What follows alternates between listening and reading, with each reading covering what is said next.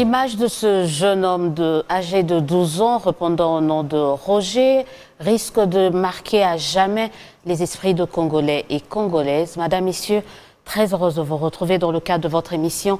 Dites-nous la vérité qui revient sur la marche ou la répression de la marche du 20 mai de l'opposition organisée ici à Kinshasa, mais également l'interdiction de Moïse Katumbi d'accéder au Congo central. Assistons-nous à un recul démocratique au pays de Félix Tshisekedi. Nous parlerons également de l'audit du fichier électoral. La CENI salue les rapports des experts externes et l'opposition rejette le dit rapport. Allons-nous vers une énième contestation des élections en République démocratique du Congo pour parler de cette actualité chargée, surchargée. J'ai le plaisir de recevoir Thierry Monsenepo. Bonjour et bienvenue. Merci. Bonjour. Je commençais cette émission par cette image de cet enfant, 12 ans, passé à tabac par un peu plus de 5 policiers. C'est carrément l'image de la semaine passée, mais qui nous poursuit jusqu'au début de cette semaine. Quelle est votre réaction par rapport à ça? Ça fait très mal en tant que parent que de voir qu'un enfant se retrouve dans de telles situations. D'abord, on va blâmer les parents, si cet enfant en a, parce que les parents ne peuvent pas, en des circonstances pareilles, laisser leur enfant se retrouver dans la rue. Si cet enfant n'a pas de parents, eh ben, c'est une responsabilité de nous tous en tant qu'État congolais, de voir comme ça un enfant dans la rue, dans les circonstances d'une activité politique. Deuxièmement, c'est de condamner fermement les policiers qui se sont livrés à de telles violences. Et je remercie ici la dextérité avec laquelle les autorités de l'État ont mis à disposition de la justice militaire ces policiers qui se sont permis non seulement de violenter cet enfant, mais aussi d'autres manifestants tels que ça a été renseigné. Mais ce n'est pas la seule image qui fait mal. C'est aussi l'image de ces policiers qui sont aujourd'hui hospitalisés parce que sérieusement tabassés par des quidam recrutés pour ce faire par les responsables politiques qui ont organisé cette vendetta contre les services de l'ordre. Parce que la plupart de ceux qui aujourd'hui condamnent ces images de violence ne parlent pas de ces policiers, de ces responsables des forces de l'ordre qui ont été molestés, d'autres battus presque à mort, qui aujourd'hui se retrouvent sur le lit de l'hôpital. Lorsque nous dormons, ce sont ces policiers qui nous gardent. Lorsque nous sommes en insécurité, ce sont ces policiers qui veillent sur nous. Mais que personne ne pipe mot sur ce qui leur est arrivé de mal, parce qu'il y a eu des responsables politiques qui ont eu le besoin de remplir un palmarès de la mort pour ensuite utiliser cela comme slogan politique, comme discours politique parce qu'ils n'en ont pas de manière objective, cela fait très mal. Très mal, Thierry Monsenepo, vous renvoyez dos à dos les parents, les politiques de l'opposition, les politiciens de l'opposition, la police et l'État congolais, c'est ça? Et nous tous, nous sommes responsables de ce qui arrive à nos enfants. Ce que nous voyons aujourd'hui qu'on appelle le phénomène Kuluna, c'est des enfants de 6, 7 et en majorité de 18 ans d'âge. Est-ce que ça ne demande pas l'échec de la politique de Tshisekedi en la matière? On assiste à l'exacerbation des Kuluna, de cette délinquance juvénile. N'est-ce pas un échec à mettre dans l'actif, le passif? Non, mais il faut voir l'âge de ces enfants. Majoritairement, ces enfants ont l'âge qui nage entre 18 et 23 ans. Tshisekedi n'est président que ça fait 4 ans. Moi, je me dis réellement que si la gratuité de l'enseignement a été implémentée il y a 18 ans, il y a 20 ans dans ce pays, peut-être que nous n'allions pas vivre ce genre de choses. Le gouvernement fait quelque chose, oui, pour éviter que dans 18 ans encore, nous puissions avoir une vague de nouveaux Kuluna, il y a la gratuité. On parle de ces jeunes enfants que certains présentent de délinquants qui a moins de 18 ans, moins de 15 ans, il a 12 ans. Justement. Donc on suppose qu'à l'arrivée de Tshisekedi, il en avait 8. Et qu'il était déjà sur ce chemin-là. Moi, je me dis qu'au-delà, je me dis déjà qu'au-delà de la gratuité, il faut rendre l'enseignement primaire contraignant, obligatoire, pour donner un niveau à nos jeunes pour que demain, ils puissent servir à la société. Mais est-ce que le gouvernement fait quelque chose? Oui, le gouvernement se bat contre ce fléau. Et le gouvernement donne du répondant, notamment avec le programme de rééducation de Kanyama Sese. Mais au-delà de ce que fait le gouvernement, c'est notre responsabilité en tant que société. C'est notre responsabilité en tant que génération. Parce que nous ne pouvons pas accepter qu'il y ait d'autres hommes politiques qui utilisent ces forces négatives pour leurs activités, pour leurs besoins privés, en leur donnant des moyens pour qu'ensuite ils puissent servir à des plans machiavéliques. Parce que je ne peux pas concevoir qu'il y ait des humains convenablement constitués qui molestent ainsi les policiers tels que renseigne le tableau clinique de ces policiers qui se retrouvent aujourd'hui à l'hôpital. Les images qu'on a vues, on a moins vu. D'ailleurs, on n'a pas vu personnellement. Je n'ai pas vu les images où les policiers sont passés à tabac. Peut-être que vous en aviez. On a vu plus les images où c'était des jeunes, des manifestants qui se faisaient tabasser par la police. Et ça, c'est une situation qui a été condamnée par aussi bien en interne qu'à l'extérieur du pays. Justement, madame, vous savez qu'en réalité, sur le plan de la forme, nos amis, les 4 de cette opposition, savaient qu'en réalité, ils n'ont pas pignon sur rue. Ils le savaient comment? Étant donné, mais attendez, puisque ils ont Vous ne les refusé, avez pas laissés manifester, madame, vous ne les avez pas laissés organiser leur activité. Madame, Kinshasa a 15 millions d'habitants. On ne va pas paralyser toute une ville pour vous. Là où commence votre liberté, elle se termine et commence la liberté des autres. Vous pouvez être 1000, 2000 à vouloir organiser une manifestation. Sachez que les autres ne font pas partie de votre dynamique et qu'ils doivent vaquer à leurs occupations. C'est ainsi que le régime d'information qui existe dans notre pays est conditionné par une itinérance donnée par l'hôtel de ville. Parce qu'il y a d'autres citoyens qui ne sont pas concernés par votre activité. Est-ce que c'est écrit? La loi le prévoit? Il y a. Non, la loi madame, prévoit l'information, il ne demande pas à l'autorité urbaine de dicter quand même, madame, de sécuriser, oui. Madame, si ce n'est pas le cas, pourquoi est-ce qu'ils vont rencontrer le gouverneur à quelques heures ou à quelques jours de la manifestation? Informer, c'est pour se mettre d'accord. Non, l'information ne se limite pas qu'à la lettre. C'est pour aussi se mettre d'accord sur l'encadrement et l'itinérance à suivre. Parce que depuis 2021, Kinshasa comporte des zones neutres où on ne peut pas aller marcher, où on ne peut pas faire des manifestations. Dans toutes les villes du monde, c'est comme ça. Par exemple, vous n'allez pas aller faire des manifestations dans un cimetière ou dans une église, puisque c'est des endroits qui sont prévus pour d'autres activités. Donc c'est dans ce sens-là que l'hôtel de ville a vu que, étant donné qu'il y avait non seulement des citoyens qui devaient vaquer à leurs occupations, il y avait d'autres activités renseignées pour ce jour, il fallait donner un itinéraire à nos amis, qu'ils ont refusé. Pourquoi ? Parce que dans leur agenda, l'idée, c'était de pouvoir remplir un palmarès de la mort, dans l'idée principale de pouvoir l'utiliser pour dire, voilà, le régime fait des répressions, il y a des morts. Dans ils leur s'attendaient à cela. Ils prévoyaient assez que les policiers puissent tabasser les militaires, les militants. Attendez, madame, on vous entendre parler, c'est ce que vous dites. Mais madame, revenez avec moi dans ce qui s'est passé avant. Qu'est-ce qui s'est passé avant? Certains communicants bien renseignés de ces regroupements politiques sont passés sur plusieurs plateaux de télévision, que je ne vais pas citer ici, que les Congolais ont suivis, qui ont promis d'en découdre avec la police. C'est documenté. Et d'autres sont même utilisés aujourd'hui à charge de certains de ces individus au niveau du parquet. Vous êtes journaliste, renseignez-vous. Ils ont promis, donc c'était de manière préméditée, qu'ils vont en finir. Il y a même un qui a parlé en Tiliban en disant « Bachala, bachala, bafwa, bafwa ». Il l'a dit sur un plateau de télévision, c'est documenté. Donc ça signifie qu'il y avait déjà une prémonition en ce qui concerne les attaques ciblées sur les forces de l'ordre. Donc vous aviez les informations, quand je dis vous, la police avait les informations, oui, pour ne pas tomber dans ce piège, si piège il y avait. Madame, vous savez que même dans d'autres pays, plus développés que nous, aux États-Unis, lors des manifestations, les policiers, il y a certains qui vont même au-delà de ce qui s'est passé ici. Il y a des morts. En France, même chose. Les policiers ne sont pas des super hommes, ce sont des humains. Certains d'entre eux peuvent avoir de la retenue, mais d'autres peuvent tomber dans le piège des ennemis. C'est comme ça que ceux qui tombent dans le piège, parce qu'ils sont censés être formés pour encadrer ce genre de manifestation, ceux qui sont tombés dans ce piège se retrouvent devant les cours des tribunaux. C'est ça un État responsable.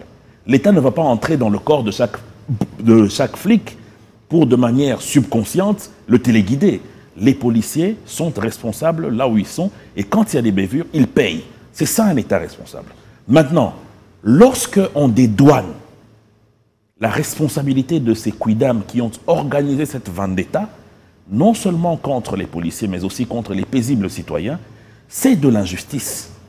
Lorsque l'on ne parle pas de ces policiers molestés, blessés, que d'ailleurs le chef de l'État est parti saluer sur leur lit d'hôpital, c'est de l'injustice. Lorsqu'on ne parle pas de cette promesse d'attaques ciblées sur les policiers telles que renseignées dans certaines vidéos aujourd'hui à disposition de la justice, c'est de l'injustice. C'est de l'injustice. On parle quand même, on revient sur cette marche, il y en avait 3. C'était prévu 3 marches le 20 mai. Donc on se pose la question de savoir pourquoi l'autorité urbaine a permis qu'il y ait 3 marches dans la même ville. Il n'y a pas une question de permission. Est-ce qu'il n'y a pas une irresponsabilité de la part de l'autorité urbaine? Mais attendez, nous sommes en démocratie. Je ne suis pas censé savoir que Mme Élysée va organiser sa marche. Je choisis dans le calendrier le jour où je vais organiser ma manifestation. Non, non, sérieusement, ce n'est pas. Mais attendez. La première fois que l'opposition annonce la marche, l'autorité urbaine demande à ce qu'elle puisse reporter. Pour le 18. Pour les 18, il n'était déjà pas obligé de se soumettre. Les 2 autres formations politiques, l'ACP et l'UDPS, avaient choisi le 20. Non. Eux, dans l'idée de la provocation, ont élargi leur report jusqu'au 20. Je vous informe que la date du 20 a d'abord été donnée en premier lieu par les opposants. Ça, c'est vous qui le dites. Selon les informations, les archives existent, qu'à cela ne tienne. Est-ce que vous trouvez ça responsable de la part de l'exécutif provincial d'autoriser 3 marches de 3 structures qui sont diamétralement opposées, surtout? Madame, le gouverneur allait se baser sur quel texte pour interdire l'une de ses activités politiques? Il allait se baser sur quoi? Il allait leur dire, messieurs, vous n'avez pas droit d'appliquer la démocratie parce qu'il y a un premier, un deuxième, et comme vous êtes troisième, allez vous faire paître. Ce n'est pas normal, ce n'est pas cela la démocratie.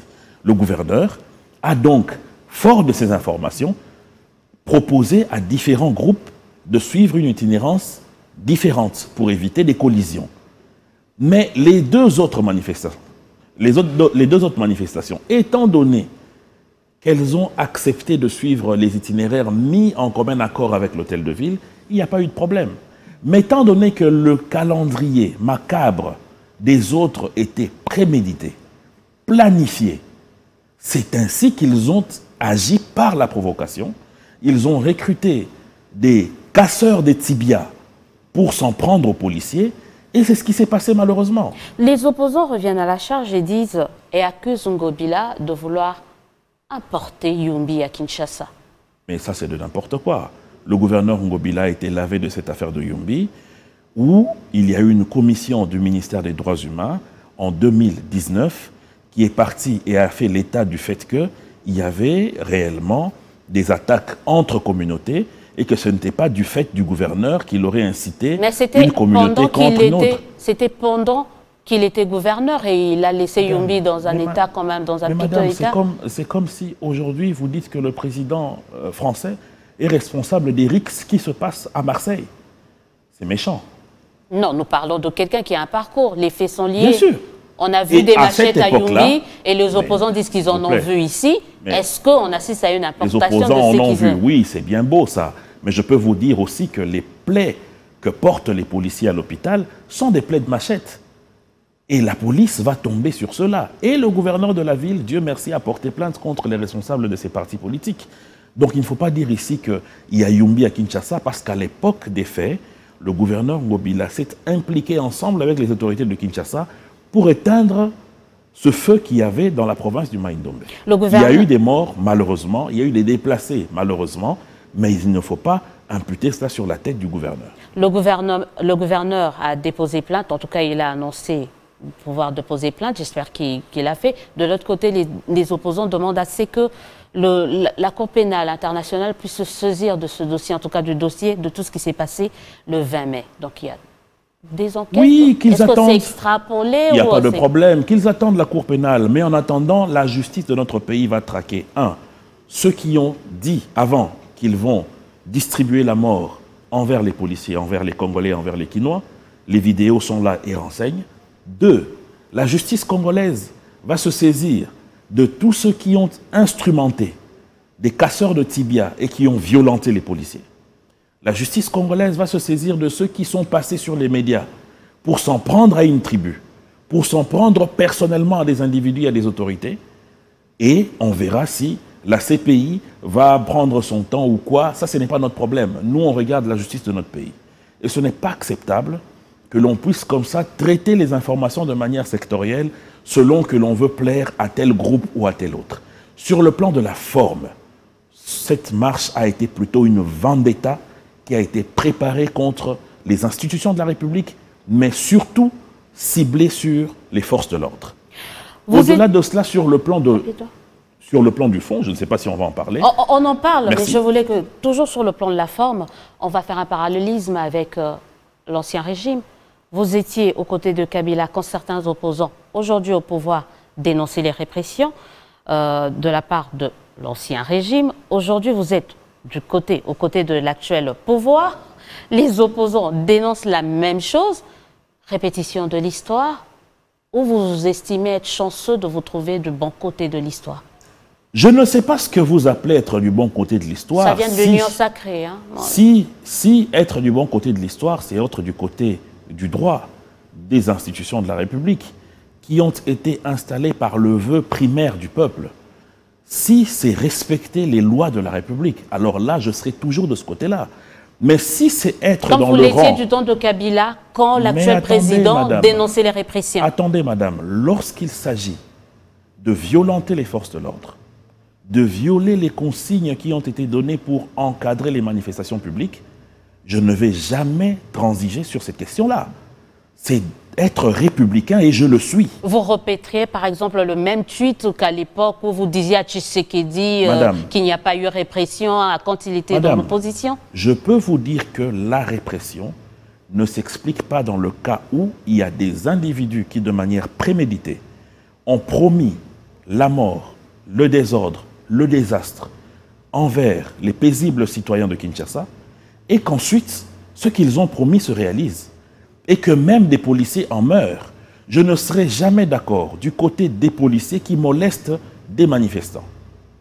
Et c'est pour cela que j'ai commencé mes propos en disant merci aux autorités qui ont déféré devant la justice militaire ces policiers. Faisons un parallélisme parce que j'ai la chance de vous avoir. Vous n'avez même pas besoin d'en faire parce que je serai toujours constant. Je serai toujours constant sur cette position qui consiste à défendre le droit. Il y a eu répression contre les opposants, oui ou non? Il y a eu des débordements. Et ça, il ne faut pas... Il y a eu des débordements. Ça, il ne faut pas le nier. Sinon, Thérèse Kapangala serait vivante. Sinon, Rossi Mukendi serait vivant. Et les bourreaux de ces personnes ont été déférés devant la justice pour ceux qui ont eu la chance de mettre la main dessus. Mais je ne serai jamais du côté de ceux qui molestent les policiers, encore moins du côté des policiers qui molestent les manifestants. Vous serez toujours du bon côté de l'histoire. Comme le dit l'union sacrée, revenons dans le fond quand même de cette marche. La marche était contre la vie chère. Vous pensez que la vie est moins chère qu'à l'époque de Kabila? Le problème n'est même pas dans ça, madame. Vous savez que les Congolais ont refusé de participer à cette vendetta parce que sur le plan de fond, les trois thèmes retenus par nos amis ont fait rire les vaches. On commence par la vie chère. On fait rire les vaches. On commence par la vie chère. Commençons par la vie chère. Qui en parle? Eh bien, comme ironie du sort, c'est M. Matata Ponyo qui nous a vendu un projet fantomatique de Boukangalonzo. C'est M. Moïse Katumbi qui nous a vendu du vent en étant gouverneur du Katanga, nous montrant des champs où personne n'a vu ensuite des maïs. Je ne sais pas si les extraterrestres sont venus les récolter. On nous parle de... C'est Delis Sanga qui le dit, celui qui a affamé Goma dans ses débuts en tant que rebelle du RCD, lorsque la route de Sake était bloquée. Et c'est qui encore? C'est M. Martin Fayoulou, celui qui à l'époque a été sévèrement indexé par Kimbuta pour avoir pris, je ne sais pas si c'était à crédit ou pas, de l'argent dans la caisse de l'hôtel de ville et que ce dernier le sermonnait de rembourser. Bref, une blague. Une vraie blague. Les quatre opposants n'ont pas de leçon à donner à la population par rapport à la vie chère. Laissez-moi évoluer. La vie chère, parlons-en justement. Nous savons aujourd'hui qu'il y a énormément de causes exogènes et endogènes qui sont à la base de l'inflation qui est enregistrée. Ces causes sont connues, c'est-à-dire d'abord les 2 ans de contraction qu'il y a eu dans le monde et ici par rapport à la Covid. Ensuite, la guerre, madame. Nous sommes un État agressé.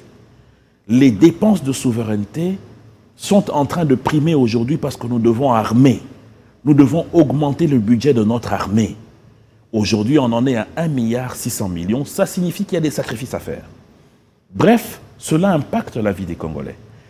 Des sacrifices à faire par une partie. S'il vous plaît, madame, mais que fait le gouvernement? Est-ce que le gouvernement croise les bras par rapport d'abord à ces causes exogènes? Je vous dis que non, parce qu'il y a eu des mesures qui ont été prises pour sauver le panier de la ménagère du Congolais. Ce qui fait que, lorsque vous lisez les indicateurs de la BAD, notamment, ça indique que le Congo se porte mieux que la plupart des pays de la sous-région en ce qui concerne l'inflation. Et d'ailleurs, même mieux que certains pays d'Europe. Lorsque on parle des situations endogènes, les fonctionnaires continuent à être payés, l'État continue à subventionner le carburant et certains autres produits, la TVA a été suspendue pour certains produits importants qui touchent à la vie des Congolais. Voilà ce qu'on appelle un pays responsable. Donc sur cette question, et les Congolais, et moi, nous ne voyons aucunement l'utilité de faire mention de Je rappelle à Thierry Mosenepo que le dollar est à plus de 2200 francs congolais. Bien sûr. Et que le panier de la ménagère est impacté. Bien entendu. Peut-être pas le panier de votre ménagère. C'est ce que vous pensez. Peut-être pas. C'est ce que vous pensez. Mais nous ne vivons pas sur la Lune. Voilà pourquoi. Nous vivons sur Terre et en RDC. J'ai utilisé ce peut-être là. Est-ce qu'aujourd'hui, on peut dire que le Congolais vit mieux qu'avant? Écoutez, madame, le Congolais, comment ne peut-il pas vivre mieux lorsqu'il épargne, car il ne paye plus les écoles primaires de son enfant? Ils sont 5 millions, s'il vous plaît. Ils sont 5 millions à aller à l'école. Moi, votre invité de ce soir, je payais le Minerval de certains de mes cousins qui sont dans le Mai-Ndombe. Ah, heureusement, je pensais que vous alliez parler de vos enfants. Non, dans le Mai-Ndombe. Pour certains, ils préfèrent instaurer la gratuité et faire étudier les enfants ailleurs. En fait. Et aujourd'hui, ça a toujours été le cas. Même lorsque les parents payaient les participations des parents dans les écoles, il y avait toujours les écoles privées. Donc ne venez pas dire, s'il vous plaît madame, ne venez pas dire, ne venez pas dire que la gratuité a créé les écoles privées. Ça existait depuis longtemps. Non, je dis, donc, la gratuité ne symbolise pas la qualité, sinon certains n'en verraient pas leur enfant ailleurs. Non, le problème de la qualité de l'enseignement en RDC a commencé depuis la première grève sévère que ce pays a connue en 1991. Lorsque finalement, les parents ont décidé de commencer à participer par eux-mêmes pour enseigner leurs enfants. Le problème a commencé là. Donc il ne faut pas venir dire que le problème a commencé avec le président Félix Tshisekedi. En tout cas, on n'a pas cité son nom. Hein. J'étais en train de vous dire, madame, que le parent qui épargne ainsi son argent est mieux. Le pays qui, aujourd'hui, est en train de trouver des solutions à certains problèmes qui hier n'existaient pas, notamment le déplacement des Congolais, en payant moins le prix des billets d'avion, c'est une économie pour ces Congolais. Même si c'est vrai, vous allez me dire, mais ce n'est pas tous les Congolais qui voyagent. Ah ben oui, je peux vous dire que... Non, pas que ça, je risque de vous dire qu'on n'a même plus d'avion. On n'a même plus d'avion, le dernier risque d'être cloué au sol. C'est ça en fait. Mais qu'est-ce qu'on avait acheté? C'est ça la question. Mais au moins ça fonctionnait. C'est parmi les choses qu'il faut qu'on demande à M. Matata. Au moins ça fonctionnait avant, Madame, nous sommes dans une chaîne. Avant l'arrivée de Nous sommes dans une chaîne moderne. Monsieur l'ambassadeur a acheté des bonnes caméras qui existent et fonctionnent depuis longtemps.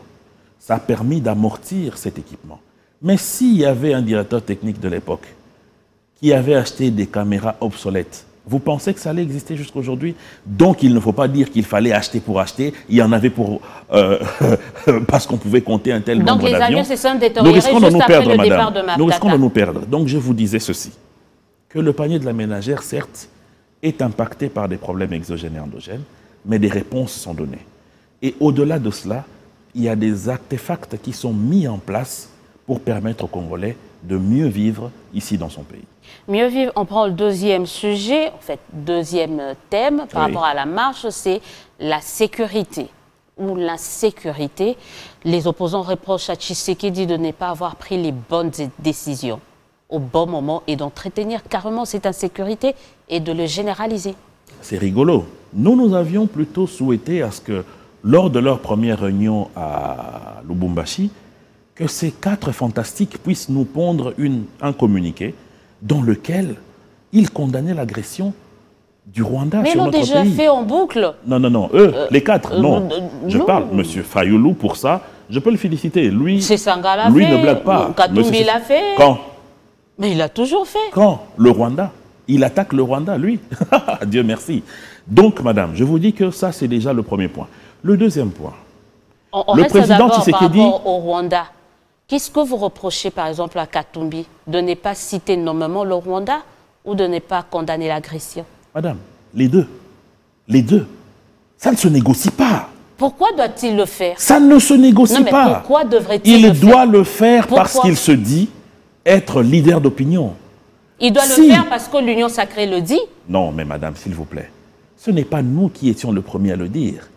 Quand nous, on le disait, qui nous croyait. Ensuite, qu'est-ce qui s'est passé? S'il vous plaît, madame. Quand les autres le disaient, vous applaudissiez Kagame ici, tout le monde le sait. Madame. Ensuite, qu'est-ce qui s'est passé? C'est le rapport des experts des Nations Unies qui a confirmé ce qu'on disait. C'est le rapport des experts militaires des organisations sous-régionales qui a eu à le dire. Donc, on n'est pas en train de parler d'une vue de l'esprit. Et tout leader politique, d'opinion, tout Congolais a le devoir de dire tout haut ce que les autres experts ont eu à démontrer. C'est-à-dire que le Rwanda nous agresse. Quand Fayoulou le disait, quand Mozito le disait, vous, quand je dis vous, actuellement l'Union sacrée, applaudissiez Kagame et dérouliez un tapis rouge. Les gens ne doivent pas faire ce que vous voulez, quand vous le voulez aussi. À l'époque, M. Kagame n'avait pas soutenu le M23 en 2022. Quand vous êtes en bon terme avec Kagame et que les autres dénoncent Kagame, madame, là, il n'y a pas de problème. Madame, vous savez ce que vous dites. Quand vous n'êtes plus en bon terme, vous exigez aux autres de dire avec vos mots à vous. Vous savez, voilà, c'est aussi ça la difficulté. L'histoire du monde répond à votre question et répond à votre opinion. Rappelez-vous, Hitler n'est-il pas parti saluer Staline pour lui dire qu'il fallait créer un grand bloc de l'Est? Mais 2 mois après, il a attaqué Saint-Pétersbourg. Donc c'est pour dire que ce n'est pas le fait de recevoir quelqu'un chez vous que demain il ne va pas vous attaquer. Donc ne venez pas dire ici que c'est le fait que M. Kagame ait été reçu ici, qu'il n'avait pas des intentions négatives contre notre pays. Mais déjà à l'époque, certains condamnaient, certains disaient, refutaient, parlaient de Kagame comme étant quelqu'un. Déjà il y avait des opposants qui le disaient. Mais vous avez fait la sourde oreille. Madame, personne n'a fait de sourde oreille. La preuve, ça ne vous a pas empêché de l'accueillir, de faire de lui votre ami. Attendez, madame, personne n'a fait de qui que ce soit son ami. Les pays ont le droit de pouvoir travailler ensemble. Et ce n'est pas mauvais de réfléchir à une possibilité de rendre l'Afrique plus forte en étant une. Mais lorsque dedans il y a des moutons noirs, ce n'est pas de notre responsabilité. Ce qui m'étonne, c'est que dans ce pays, on condamne celui qui avait des bonnes idées pour dire Kagame, c'était le gars qui était venu de manière soft. Il ne faut pas dire ça. Il avait peut-être des bonnes idées, mais pas des bonnes stratégies, c'est ça. Mais attendez, la stratégie du diable... il paye un peu de sa naïveté, diront certains. Il fait les frais de sa naïveté parce que tout le monde... Kabila, vous avez travaillé avec Kabila, Thierry Monsenepo. Oui. Kabila a toujours refuté à un certain moment. Il a dit « Nieta Kagame ». Et oui, là, Kabila... Mais je peux vous vous dire... venez là nous dire, est-ce que vous ne faites pas le frais d'une certaine naïveté? Ce que vous êtes en train de dire me rappelle vaguement les positions tenues par un opposant il n'y a pas longtemps, en la personne de M. Matata, qui a dit que Kagame attaque parce qu'il y a un manque de leadership. Mais s'il le dit, et si vous êtes en train d'aller dans ce sens, c'est en réalité pour dire que donc le manque de leadership dans notre pays dure depuis 1997. Donc Mobutu n'avait pas de leadership. Mouzé n'avait pas de leadership puisque Kagame a encore attaqué en 1998. Kabila Joseph n'avait pas de leadership en 2001, quand Bukavu est tombé, ou en 2003 je pense. Puis en 2012, lorsque le M23 est revenu, il n'y avait toujours pas de leadership, madame. Et dans l'entretemps, il n'y avait pas eu d'accord, il n'y avait pas eu de rencontre entre la RDC et le Rwanda, entre le président congolais et rwandais. S'il vous plaît, madame, n'oubliez pas l'histoire. Moi, je n'oublie jamais.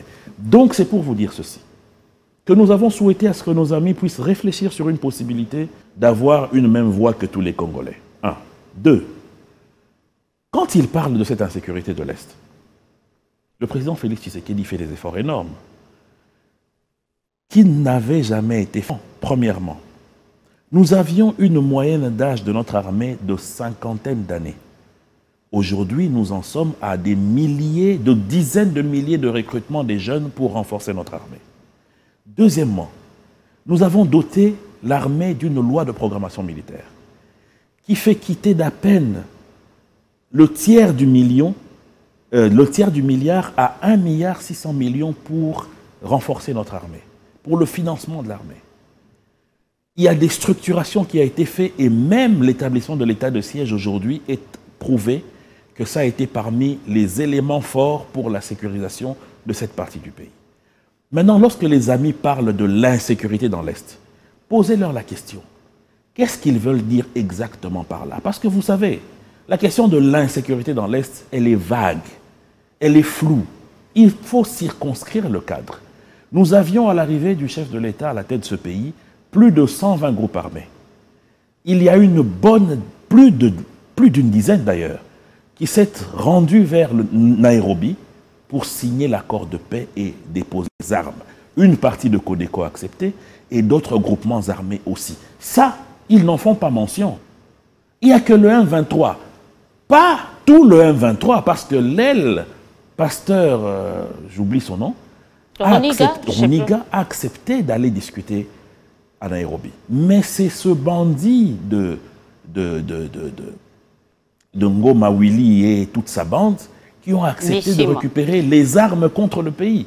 On parle de cette insécurité, donc pour vous, le président de la République est sur une bonne voie.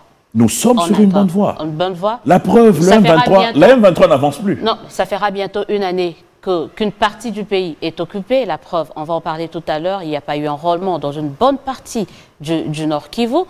Le statu quo, on vit le statu quo. Comment on fait pour arriver à mettre un terme, une fin, arriver à une fin définitive de la guerre?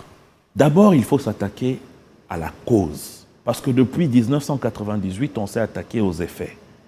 On s'est attaqué au CNDP. On s'est attaqué au M23-1. Et maintenant, c'est M23-2. À chaque fois, on s'attaquait aux effets. La cause, c'est M. Kagame. Il faut le renverser.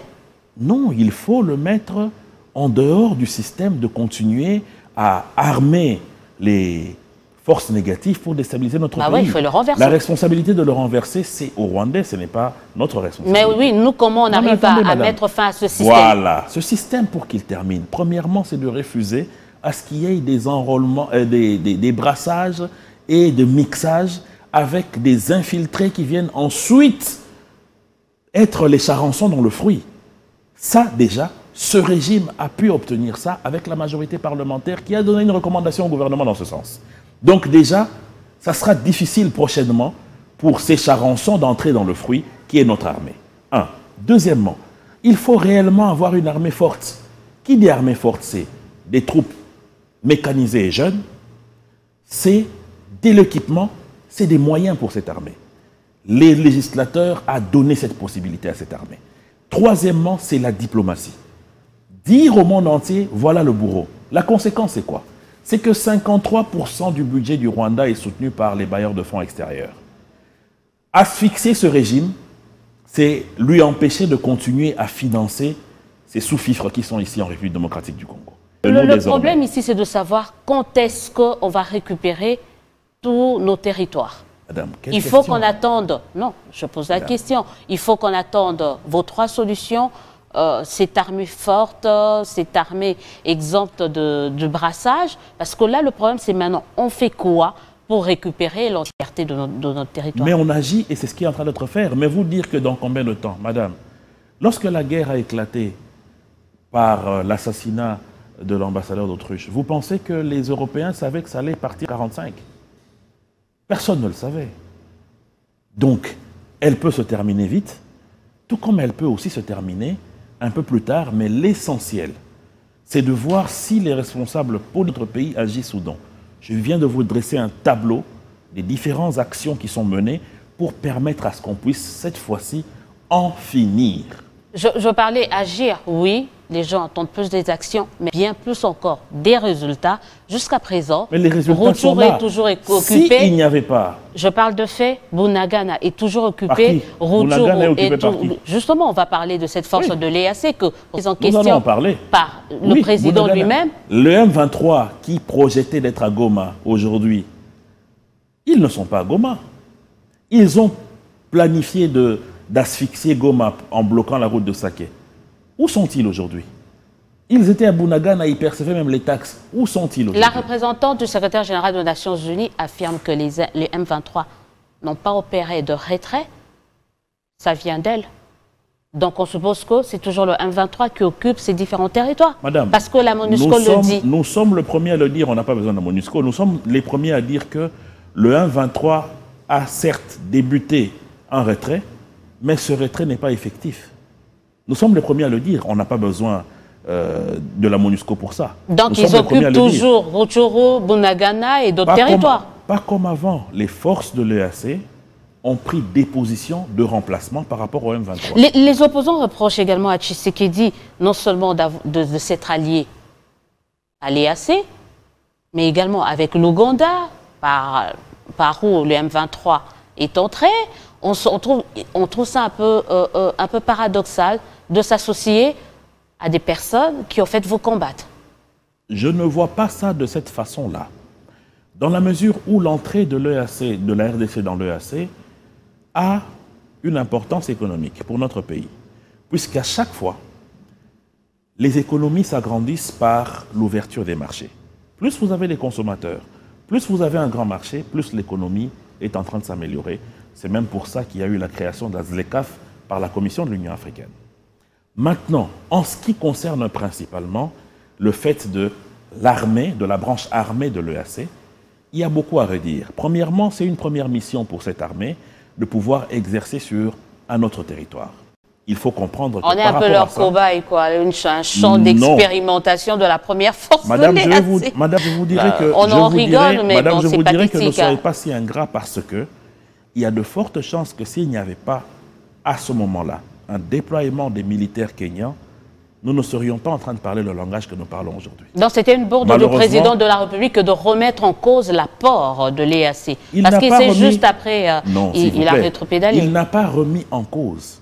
Nous avons un sérieux problème sur la globalité de l'action. Mais de manière sectorielle, il y a eu des bonnes actions qui ont permis de sauver des vies. Madame, ne minimisez pas, même une seule vie qui est sauvée, elle est importante. Donc, c'est pour vous dire que, réellement, sur le plan militaire, il y a beaucoup à dire. Lorsque vous dites que l'Ouganda a eu à nous trahir, moi je vous dirais que non.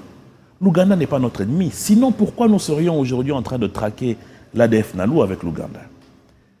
Là où vous avez raison, c'est de dire que les ennemis qui sont entrés à Bunagana sont passés par l'Ouganda. Et vous connaissez le contexte de cette entrée, c'est qu'il y a eu un général de l'armée de terre ougandais qui a trahi même le commandement de son pays. Ce monsieur est aux arrêts aujourd'hui. C'est lui qui avait ouvert la porte à ses ennemis de la RDC pour passer par leur pays. Et ce monsieur est aux arrêts aujourd'hui. C'est même parmi les raisons qui ont poussé le limogeage du fils de Museveni de ses responsabilités de général des forces terrestres de l'Ouganda. Rapidement, on va terminer, on va bientôt terminer, mais on doit aborder la question liée au processus électoral, mais sur la question sécuritaire, il y a l'EAC, bientôt c'est la SADC.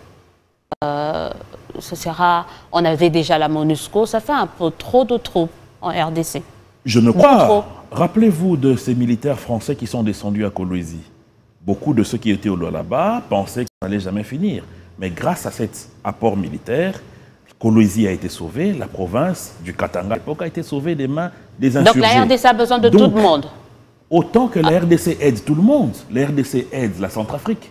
Bambari est stable aujourd'hui grâce à nos militaires. La RDC a aidé le Tchad. Rappelez-vous des commandos zaïrois partis pour chasser l'armée de Kadhafi au Tchad. C'est comme ça le monde. On parle rapidement, troisième thématique qui a justifié le sitting, la marche avortée ou répression de la marche des opposants. La vendetta. Le sit-in, ça c'est son vos mots, ne me le mettez pas sur la bouche. Le sit-in prévu aujourd'hui déjà, parce qu'on est jeudi, des ans, c'est pour dire également non à un processus électoral qui trouve déjà bâclé. Ils remettent en question l'audit du fichier électoral. Ça y est, c'est une répétition de l'histoire. C'est comme si c'est un vieux film, c'est du déjà vu. Vous en savez quelque chose parce que en 2018, vous étiez de l'autre côté. Moi, je suis content de voir parce que... Vous savez pourquoi je suis en train de sourire? En fait, c'est parce que nous avons là en face des gens qui n'ont pas de discours. Mais qu'est-ce qu'ils font? Ils font de la provocation. Et de manière sérieuse, le discours qui a été peint contre les actions menées par l'Union sacrée par les opposants. Sur le plan de la gratuité, est-ce que vous avez vu une antithèse qui a été apportée? Jamais. Sur le plan ils brandissent la de qualité, la couverture, sur le plan de la couverture santé universelle, vous avez vu un antithèse placé?